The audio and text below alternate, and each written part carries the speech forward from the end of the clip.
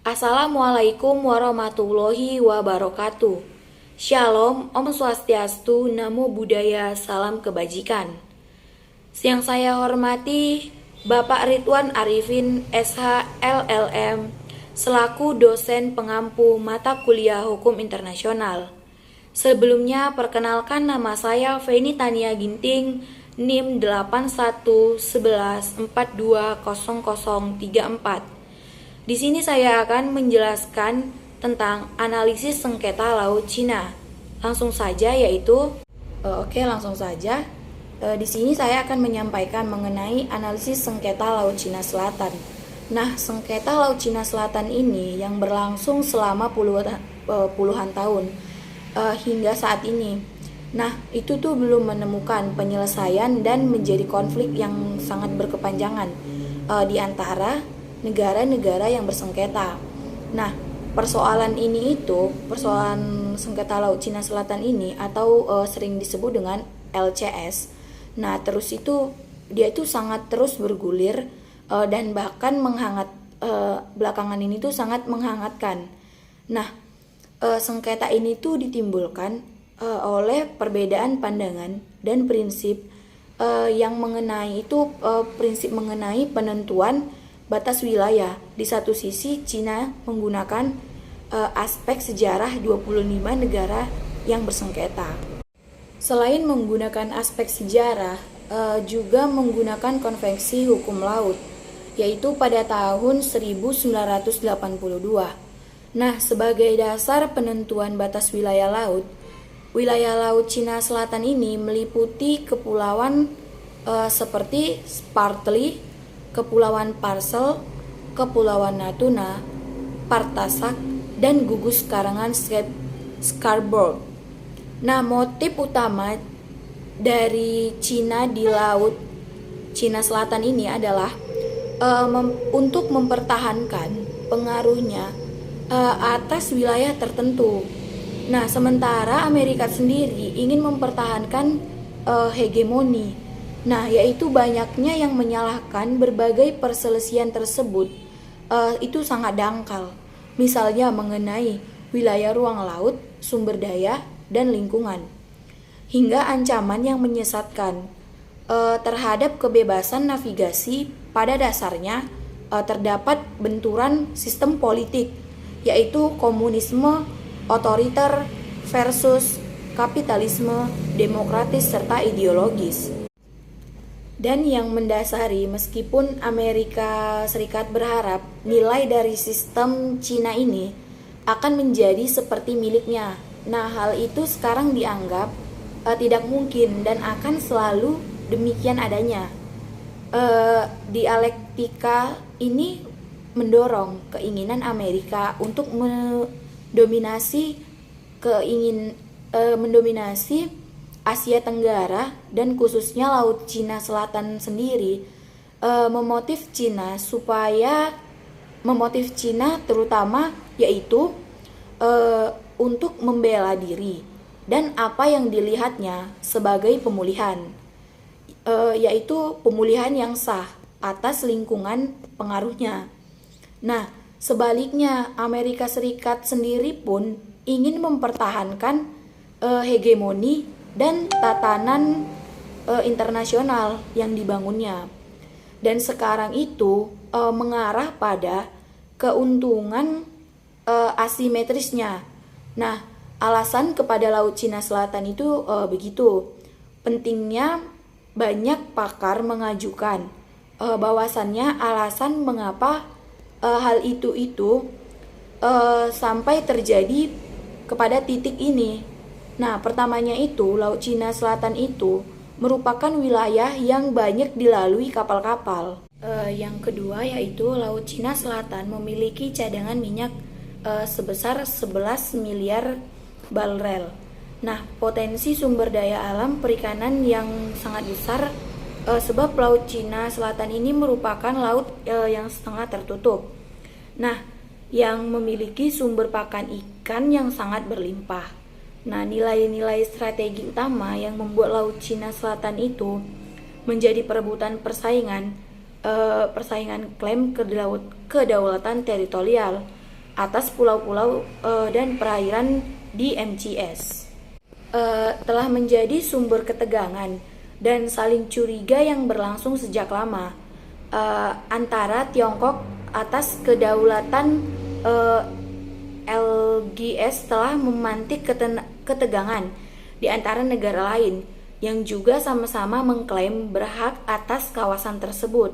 Nah, yaitu mereka itu adalah Brunei Darussalam, Indonesia, Malaysia, Filipina, Taiwan, dan Vietnam. Sedangkan Konvensi PBB tentang Hukum Laut atau UNCLOS yang disepakati pada tahun 1982 dan mulai berlaku pada tahun 1964. Nah, menetapkan bahwa kerangka hukum untuk menyeimbangkan kepentingan ekonomi dan keamanan negara-negara pantai dengan kepentingan negara-negara pelaut. UNCLOS menetapkan zona ekonomi eksklusif atau biasa disebut dengan ZEE, yaitu 200 mil wilayah laut yang memperluas hak eksploitasi tunggal kepada negara-negara pesisir. Nah, atas sumber daya laut, namun tidak pernah dimaksudkan berfungsi sebagai zona keamanan. Dan UNCLOS juga menjamin hak lintas yang sangat luas bagi kapal dan pesawat militer. Nah, akan tetapi, Cina mempertahankan argumen soal kedaulatan Laut Cina Selatan dengan sandaran hukum internasional militer masing-masing. Nah, tidak diperbolehkan melakukan kegiatan intelijen karena ini suatu penerbangan ZEE atau UNCLOS yang telah ditandatangani dan diratifikasi oleh hampir semua negara. Nah, pantai di LCS ini tetapi interpretasinya masih diperdebatkan. Selain itu juga perselisihan antara hukum dan teritorialnya juga.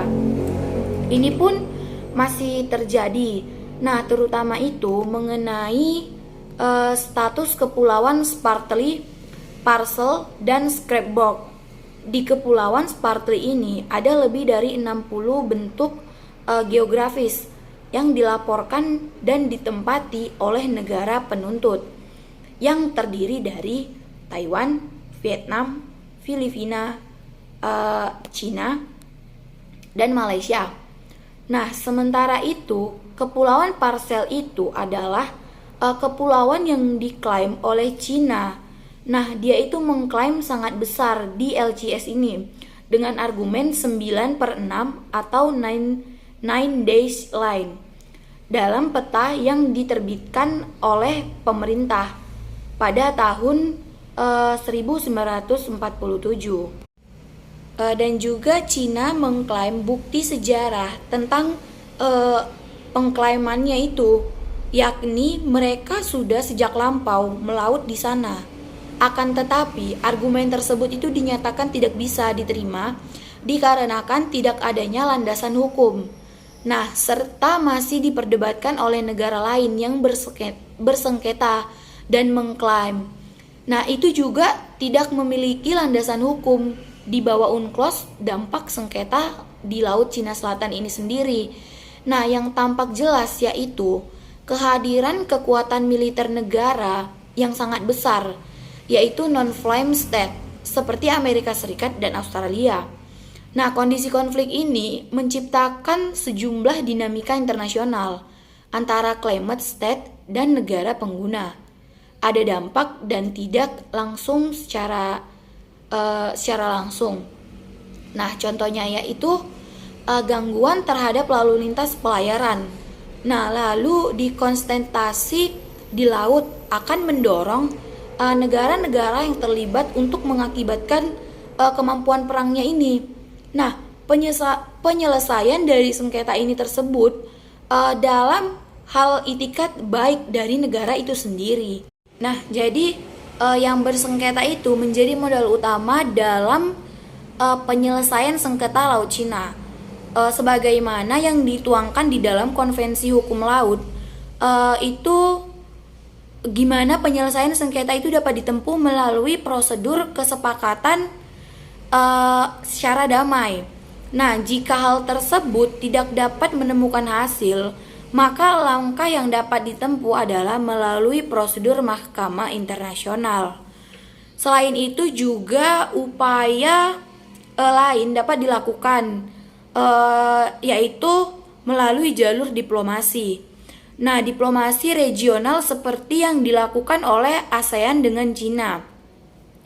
Sebagaimana bentuk upaya kesepakatan damai dengan yang diatur itu di dalam Konvensi Hukum Laut pada tahun 1982. Nah, peran yang dimainkan Mahkamah Arbitrase ini yaitu internasional dalam rangka menyelesaikan sengketa internasional. Nah, dengan memberikan cara bagaimana para pihak bersengketa menyelesaikan sengketanya menurut hukum internasional. Dalam rangka perkembangannya, awalnya itu hukum internasional itu mengenal dua cara penyelesaian, yaitu yang pertama dengan cara penyelesaian secara damai. Nah, yang kedua, perang penyelesaian sengketa Laut Cina Selatan ini dalam putusan Mahkamah Arbitrase. Nah, internasional itu dilakukan pada tahun 2016. Mahkamah Arbitrase ini yaitu Perserikatan Bangsa-Bangsa menyatakan bahwasanya Cina itu tidak sarkup atau tidak cukup gitu untuk mengklaim wilayah perairan di LCS. Nah, atau Laut Cina Selatan itu, namun pemerintah Cina ini tidak dapat menerima putusan tersebut dikarenakan tidak sesuai atau mereka itu keberatan yang diajukan oleh Filipina. Mahkamah Arbitrase juga menyatakan tidak ada bukti sejarah bahwasannya Cina menguasai atau mengendalikan sumbernya secara eksklusif di Laut Cina Selatan. Berdasarkan uraian-uraiannya tersebut, ada beberapa saran yang dapat saya berikan. Yang pertama yaitu Laut Cina Selatan sebagai laut setengah tertutup sebaiknya dilakukan kerjasama di antara negara-negara yang berbatasan dengan Laut Cina Selatan sendiri. Nah, pengelolaan sumber daya hayati sehingga akan mencegah terjadinya konflik Laut Cina Selatan. Yang kedua yaitu dalam pertemuan yang dilakukan Indonesia seharusnya itu lebih sering memasukkan dialog tentang hukum laut internasional ke dalam agenda pertemuan secara solusi dan solutif untuk masalah Laut Cina Selatan atau semua negara. Pengklaiman ini harus kembali berpedoman kepada hukum internasional seperti UNCLOS pada tahun 1982. Nah, yang ketiga yaitu penciptaan forum dialog seperti South China Psycho Scrap Forum. Nah, hal ini menjadi pusat informasi di dalam menanggapi berbagai kesepakatan eksploitasi, nah atau pemanfaatan wilayah maritim yang disebut dengan hal ini juga dapat mendorong koordinasi yang lebih baik dan menghilangkan segala kecurigaan di antara negara di kawasan tersebut. Dengan demikian, mungkin hanya ini yang dapat saya sampaikan mengenai analisis Laut Cina Selatan. Apabila ada kekurangan dan kesalahan, saya mohon maaf. Terima kasih. Assalamualaikum warahmatullahi wabarakatuh. Thank you for watching video.